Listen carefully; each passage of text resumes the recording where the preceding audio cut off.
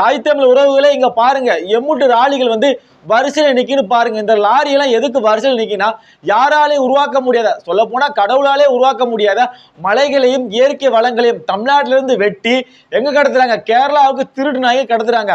சொல்ல போனா கேரளாவில் வந்து வாக்காளர்கள் வந்து 1000 ரூபாய் 1000 ரூபாய் வாங்காம நேர்மையான முறையில் வாக்களிக்க போய் அங்க நேர்மையானவர்கள் ஒரு மானமுள்ள மலையாளி ஆட்சிக்கு வாரான். ஆட்சிக்கு வர போய் கேரளாவில் வந்து எந்த மலை வெட்டக்கூடாது, இயற்கை வளங்கள் சுரண்டக்கூடாதுன்னு சட்டத்தை போடுறாங்க. அதன் அடிப்படையில் வந்து கேரளாவில் மலைகள் வெட்டப்படலை, இயற்கை வளங்கள் சுரண்டப்படல. நம்ம தமிழ்நாட்டில் உள்ள கேடுகட்ட குப்பை மக்கள் 1000 ரூபாய் 2000 பணத்தை வாங்கிட்டு வாக்களிக்க போய் கேடுகட்ட மொல்ல மாதிரி முடிச்சு வைக்க அரசியலுக்கு வந்து நம்மள ஆட்சி பண்றோம். அதனால நம்மளுக்கு 1000 ரூபாய் 2000 கொடுத்துருக்காங்க பாத்தீங்களா, அதை சரி கட்டுறதுக்காண்டி தமிழ்நாட்டில் உள்ள இயற்கை வளங்களையும் கனிம வளங்களையும் பயங்கரமா திருடுறாங்க, திருட்டு நாய்ங்க. சொல்ல போனா இது யாருமே கேட்க மாட்டேங்கிறாங்க.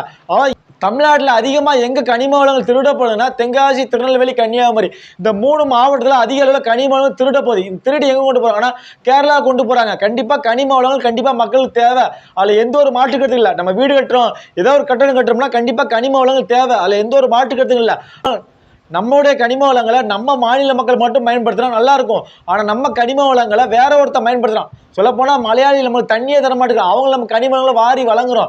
எப்படி இந்த திருட்டு திமுக, திருட்டு அதிமுக, பாஜக இந்த 3மே கூட்டுக்களவாணி தான். சொல்லப்போனால் திமுக ஆட்சி தான் அதிக அளவில் கனிம வளம் திருடு போகுது.